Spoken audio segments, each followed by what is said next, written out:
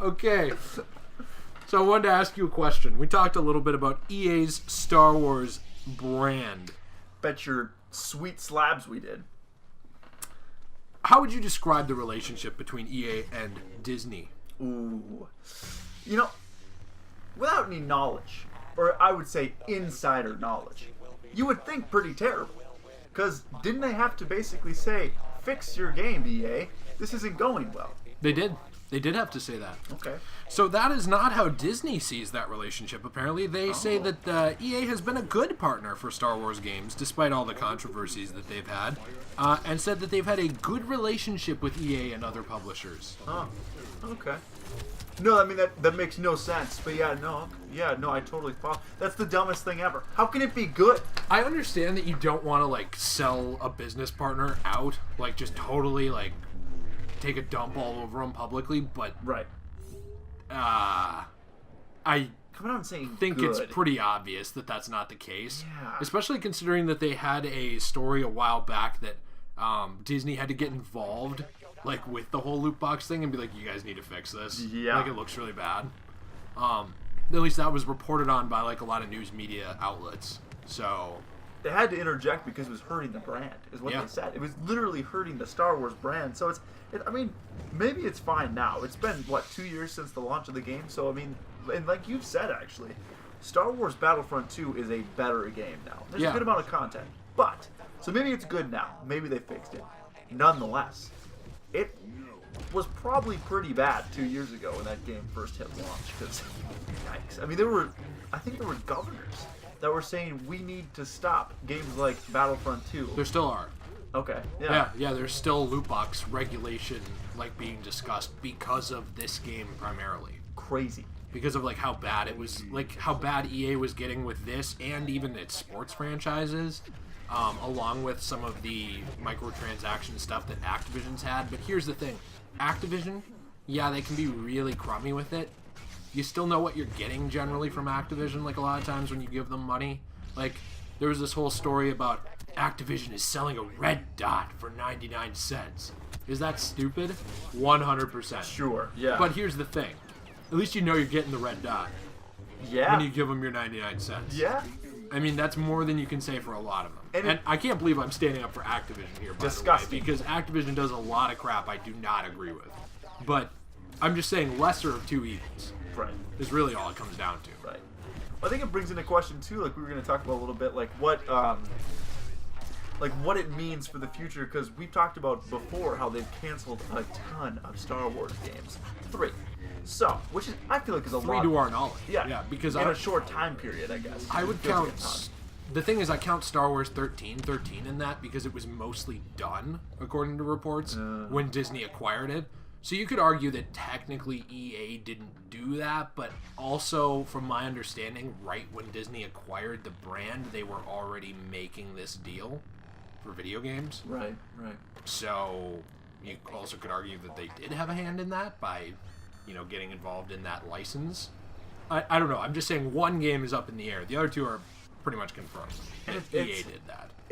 I think it's easy now to take a look at was it a 10-year contract that they had for? Supposedly it's a 10-year contract. There's not a lot of information out there about the EA deal with Disney, but supposedly it lasts till 2023 because it was made in 2013.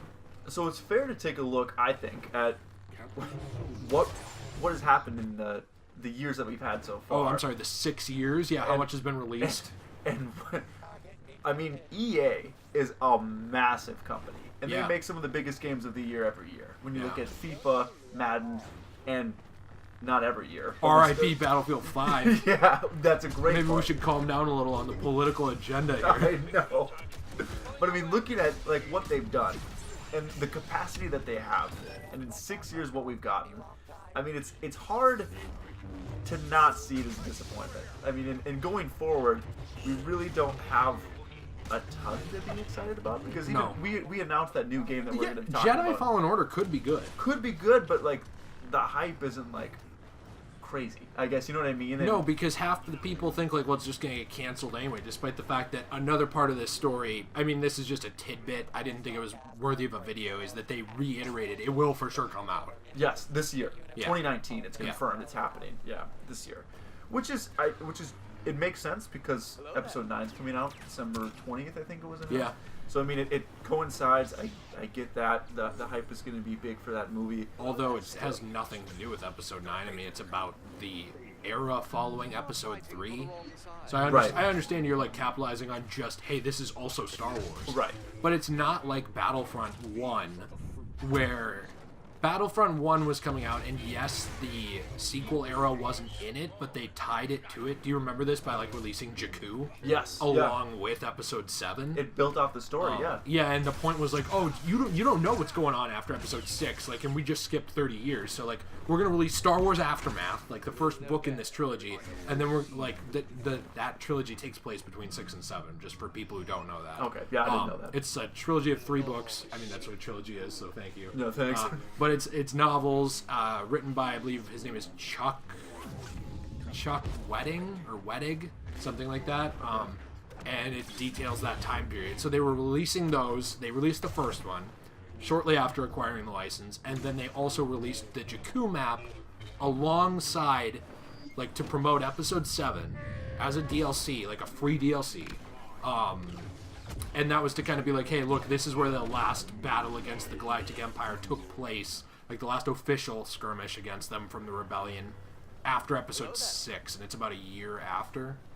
And even though they don't go into story details of that in Battlefront 1, it was still really cool to like be able to go there, because like the last canon battle once Disney swept the old EU out was Endor, that we knew of. That was it. So to be able to see what was after that was a neat step. And Fallen Order can, yes, capitalize off of, oh, it's also Star Wars. Like, it can capitalize off of that. It can't really capitalize off of the sequel era. It can't be, like, built off one another. No. They don't really coincide. They do, but they don't. Well, they're like, really what it is. they're like 50 years apart Right. in timeline. Right. So, and that is if there is no time skip at all between episodes 8 and 9. It'd be like 50-ish years. So, I don't know. I don't really know what they're going for with that. I'm excited to see that game if it's actually good. I don't really have a huge hype, though, like you said, because like I'm just used to them messing up or canceling games. Expectations are low, which is maybe a good thing, because if they do a good job, it'll be a pleasant surprise, very pleasant surprise. But I think we're all just looking for something different. I mean, we were going to mention too. I think the potentially leaked title from Reddit that we saw. Which was Balance of the Force. Yes, for episode 9. So Star Wars Balance of the Force. I wouldn't consider that any kind of spoiler. Not really. Because no. like if you're gonna go see the movie, you have to see the title of the movie. Exactly. And a like bit to of buy the ticket. Yeah, So- a bit of a spoiler is maybe avoid looking at like who's cast in the movie. Yeah, there is some weird stuff about casting right now. So avoid that. I just wouldn't even look up the movie. No, stay away. Yeah, I honestly, and we've talked about this too in the past. Stay away from trailers. Just watch the first teaser trailer. And you that's know what it. you're getting. It's Star Wars. Yeah, 30 seconds and then just go in completely wrong. If you're the That's how you person should do who's it. watching the teaser trailer, unless you're like the crybaby who watches the trailer just to find something to cry about in the comments, which like at that point, yes, you can do that, but like you already know you're not going to like it at that point. What's the point? And also, if you're the kind of person who like, I need to see all the trailers, you're going to watch the movie anyway. What's the point? Right. What do you get out of it? Do you feel better going into the movie knowing exactly what's going to happen? No, that's why No. I'm trying to avoid Avengers Endgame trailers. I at just the moment. watch like the first teaser or the first trailer, and that's it. You get Then I hyped, leave. you see it's happening, Yeah. and you leave it. And with that's some it. movies, it already ruins them, like Spider-Man: Homecoming, where it's like, hey, here's beat by beat what happens in our whole story. That's a great point. Yeah. Or BVS. BVS was We a bad one. too. better reveal Doomsday right now in like trailer The 1. big reveal. So I mean, yeah, there's a lot of I guess. We just wanted to touch on how it's been kind of a disappointing 6 years with Star Yeah. Wars. We just I know recently we made a did video talk about it before, but I think it's worth reiterating because they said no, it hasn't. Yeah, it's been it's a good relationship. Yeah. And I mean they just confirmed that it's for sure happening this year. The new game coming out towards the end of the year. So The thing is, I understand if they want to make the argument that for movies it's been a good run with Disney, because it has monetarily. Yes. They've had one clunker and it still broke even. It was Solo. Like Yeah. if you look at it, like with, I mean, there's no way to fully guarantee that it broke even, but like between its theatrical release, the fact that it got, the fact that it made close to its budget, and then it also had a Blu-ray sale, a digital sale on multiple platforms, like standalone digital sales. Like you have things like Amazon has a digital sale, and if you buy it on Amazon, that's different than buying it on somewhere else. You know, like you have Vudu. Vudu sells Solo. All these places sell Solo digitally. iTunes still sells movies. I don't know why, but they still do. You know, so it's one of those things that if it didn't break even, it will. I mean, the Star Wars movies, they just get reprinted for 50 years. Right. They'll make their money back on Solo. Not to mention merch and stuff, but I mean, Yeah, they'll it be sold fine. toys. And it wasn't even like a clunker in the sense of just quality. It just box office No. financially. It It's just a didn't fun do as- movie. Yeah, it just didn't do as well as like a big Yeah. episode 7 or 8. And it is a little more Fast and Furious-y Yes, than the other Star Wars movies, but Right. that was a fun tonal change. it was different. What's wrong with that? I appreciated it. Yeah, and yeah, I don't know. There's like a whole tangent to go off on with Solo, which there's no point to go off on because Right. we've talked about it before. But they've done interesting things with the movies, whether you like them or not. They have made money, and I know that the Battlefront series did as well. However, at a certain point, it just kind of there's a risk reward here of like, is it damaging to just keep shit in the bed? Right. And- And is it worth? Because Why defend them? and is Disney gonna like? I guess re-up with EA? No, once this I hope I'm- not. Who knows? That'd be a though? bad idea. If the relationship is good, it could continue, and then the monopoly continues, and that would be depressing. Why should one publisher have the rights to Star Wars? Why shouldn't it just be sold a game at a time? Yeah.